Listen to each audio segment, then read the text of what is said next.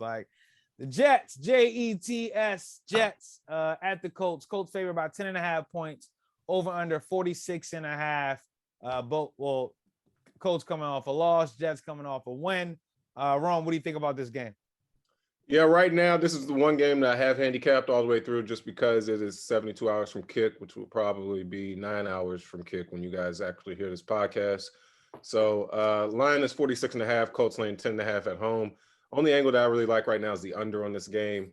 I think this is one of those weird uncorrelated parlays where I think the Colts could actually cover and the game goes under. Jets, Matt White obviously looked sharp this past weekend, 400 yards in debut and the win at home. But, I mean, that was an obvious letdown spot there for the Bengals coming off one of their bigger wins in franchise history in the past few years in Baltimore the week prior. So I think they kind of regress back to who we thought the Jets were. I don't think the Colts are too much pleased with how they've been playing the past couple of weeks. I mean, obviously the bad weather game 2 Sunday nights ago, and then this past weekend in division game where they allowed a comeback after being up 14-0 early. So I think this is a get back spot for the Colts. I think the Jets kind of revert back to who we know them to be, which is a team that doesn't score many points. This is Matt White. This is a guy that is a third string quarterback. So one sample size is not going to move me to think that, you know, he's going to be the guy going forward. And then you take in the one sample size and you say he threw for 400 yards. Well, what do we think will happen? Do we think if he plays 10 games, he's going to throw for north of 400 or near 400 yards? Or do you think that will regress back down to 200? I'm willing to bet on game 2. It regresses back down to 200. And so I like the under here on this game.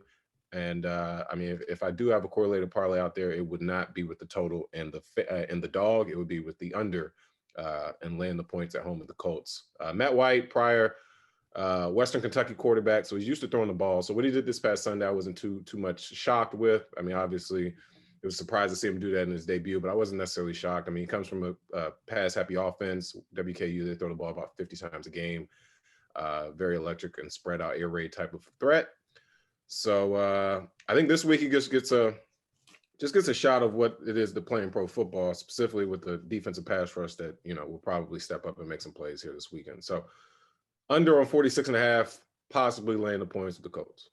All right, quickly, Rome, I agree with you on that under. I think both teams, Jets not going to put up many points, definitely regress to the mean. And then I think the Colts, I would lean towards them with the points.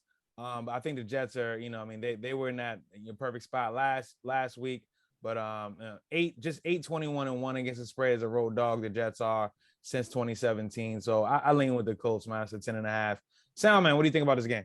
I think it's an ugly game here. I'm gonna lean with the Colts. Simply, they lost to the Titans last week, of course, but prior to that, they kind of were either playing some really good games, either winning or just like barely losing. They've kind of been finding their stride. Carson Wentz does crazy Carson Wentz things that kind of puts his team in predicaments, bad predicaments, that is. So, you know, they're kind of on the up and up. So the stat you always talk about, P, is that the fact the Colts defense only allowed 2 rushing touchdowns on the season so far. Jets are last in the league rushing the ball.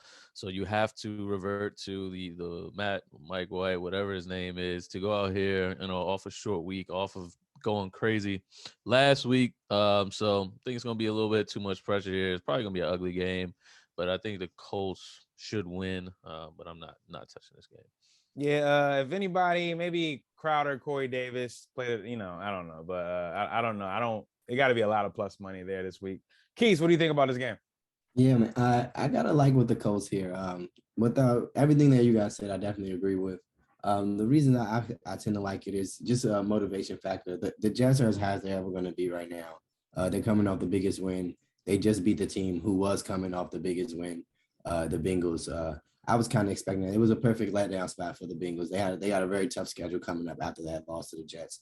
I definitely was expecting them to kind of be looking past them. Young team, riding high. So I was looking for the Jets to show up last week. On a short week, I don't see that happening again. You got a Colts team who's coming off a major heartbreaking L to the Titans that had major implications for the division. But they have a little life in the fact that those division leaders are probably going to be a little handcuffed for the rest of the season, losing an MVP candidate in Derrick Henry. So I think you're going to get a motivated Colts here.